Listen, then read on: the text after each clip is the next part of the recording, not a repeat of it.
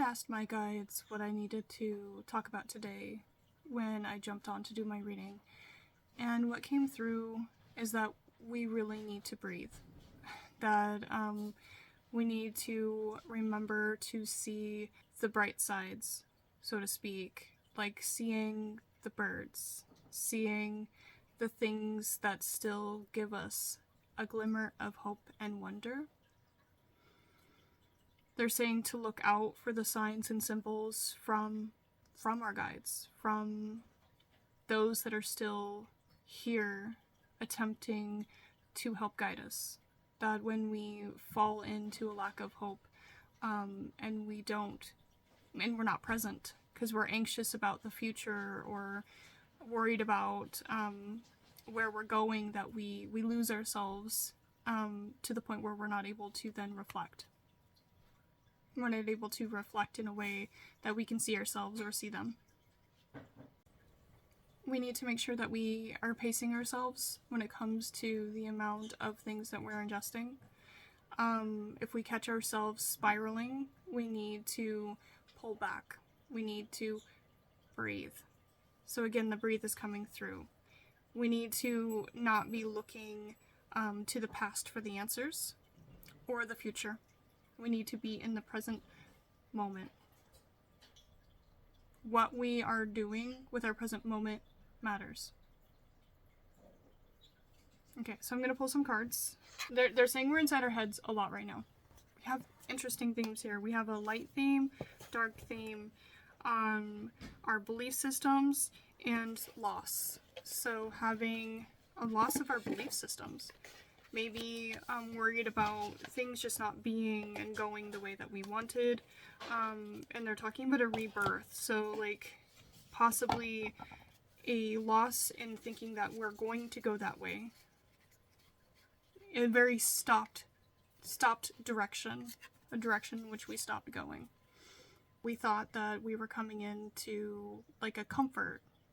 That we were coming into charity, generosity and gratitude. And that's not where we're seeing the current state of things going, which is really difficult. This isn't a path in which we see for where we're going with what we're looking at. Like we're seeing a lack of compassion and indifference starting to kind of like take over. And this is they're talking about a middle ground, and I'm taking two cards here, so they're talking about a middle ground. So this is spiritual growth, accountability and healing, and then emotional awakening, intuition, and following your heart. Guys, this is really powerful here. So like this is the middle ground, I guess is what they're saying. Like this is what we need to come to in order to try to pull back some of what we thought was coming our way that we don't really necessarily feel like it is anymore. And we're going to do that through doing this, by having that spiritual growth and by awakening out to our emotional self in our heart. So through following our heart and through following the growth of our spiritual selves, we're going to figure that out. And I think that that's why our guides are saying, listen to us. Like, we're still here. We're still trying to guide you. We're still trying to get through this. This isn't completely gone. And I'm getting chills about that. Like, so this isn't completely gone. This comfort, this is still a possibility. And I think that that's what they're trying to say is like, do not lose hope. Breathe. We're still heading towards a healed like possibility. We're still headed into that following your heart, that the emotional awakening and intuition, the heart. And this very much feels like the accountability. Like people are going to, there's a chance that we could still come into this, people taking accountability for things that they should. We have to hold that hope. So that being said, I'm getting chills, so I'm going to pull some more cards here. But that's about that loss. Like we feel like we lost the comfort, and now we're coming into, okay, well, in order to try to kind of pull things back into that reality, we have to work on the self. And have to hold hope that other people will also work on themselves. And it's saying that through their own creativity, through their own journey, that we have to hold hope that they will. True manifesting is about receiving what is of the highest good for all. And we're failing to see that. So as we zoom out, like some of the things that happen, some of these things that are not necessarily looking good, sometimes we have to see a contrast. And I say this often.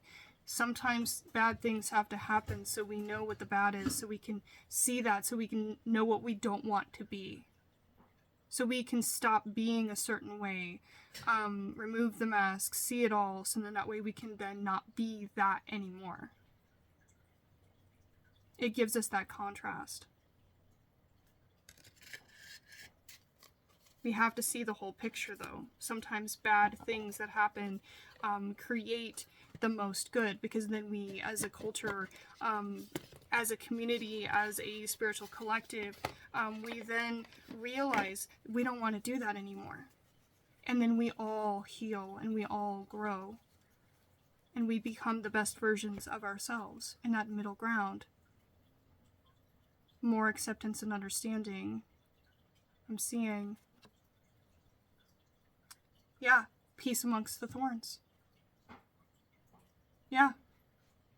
It doesn't feel good what we're going through right now, but if we're holding that peace among the thorns and doing that inner growth and that spiritual growth and following your heart, we're going to find that peace within ourselves, and we're going to find our way through back to a more stable possibility.